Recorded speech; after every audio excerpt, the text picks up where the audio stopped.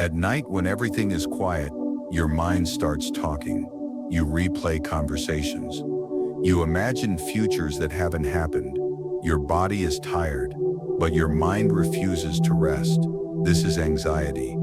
And the Stoics understood it long before the word even existed. One, a modern mind in an ancient problem. Imagine this: you wake up already tense. Your phone lights up, messages, news, expectations. Your mind immediately jumps ahead. What if this goes wrong? What if I fail?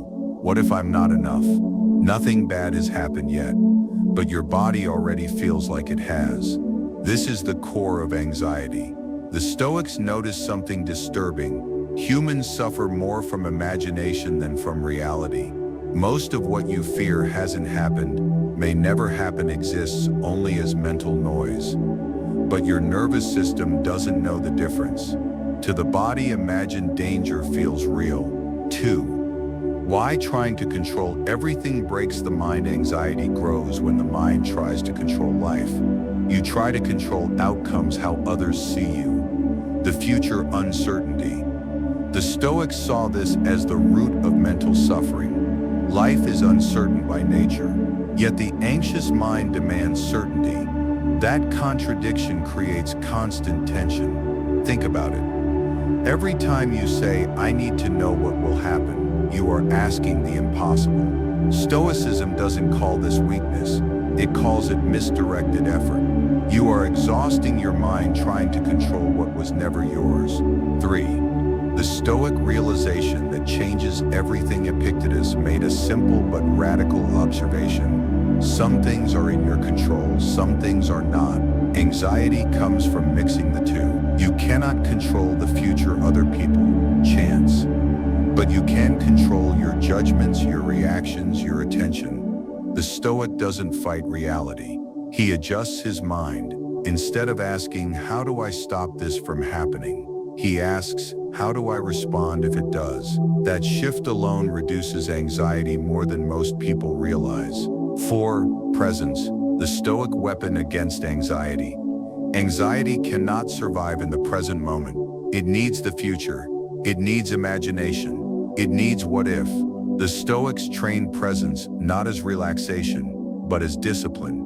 Right now, you are breathing, you are alive, you are capable. Most anxiety disappears when the mind returns to what is actually happening. Marcus Aurelius wrote reminders to himself: "Do not let the future disturb you." Not because the future doesn't matter, but because worrying about it now solves nothing. Presence grounds the mind in reality, and reality is almost always less terrifying than imagination. 5. Why anxiety feels stronger today than ever. The Stoics lived with war, disease, and uncertainty, yet modern people feel more anxious than ever. Why? Because today the mind is overstimulated. The future is constantly advertised. Fear is monetized. Your brain is flooded with information. It was never designed to process. Stoicism is not ancient philosophy. It is mental survival training. It teaches you to slow the mind, narrow attention, stop feeding fear. 6. How anxiety drains your energy without you noticing.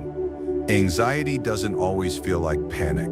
Sometimes it feels like constant exhaustion. You wake up tired. Your focus is weak. Everything feels heavier than it should. Not because you're weak, but because your mind is stuck in permanent alert mode. The Stoics understood this clearly. A mind that constantly anticipates danger slowly drains itself. Living with anxiety is like keeping the engine running all day, even when the car isn't moving. Stoicism doesn't tell you to relax. It teaches you to stop wasting mental energy on imaginary battles. When the mind stops anticipating threats, the body finally begins to recover. 7. The Stoic habit that calms the mind. Long-term Stoics never searched for quick fixes. They built mental habits. One of the most powerful was this: reviewing the day with honesty, not guilt. Before sleeping, they asked, what was under my control today? What was not? Where did I react from fear?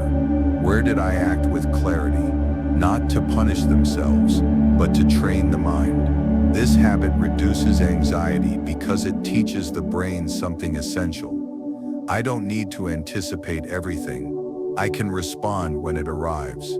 Over time, the mind learns to trust itself, and when there is inner trust, anxiety loses its power. Let this strengthen you. The next video is right above.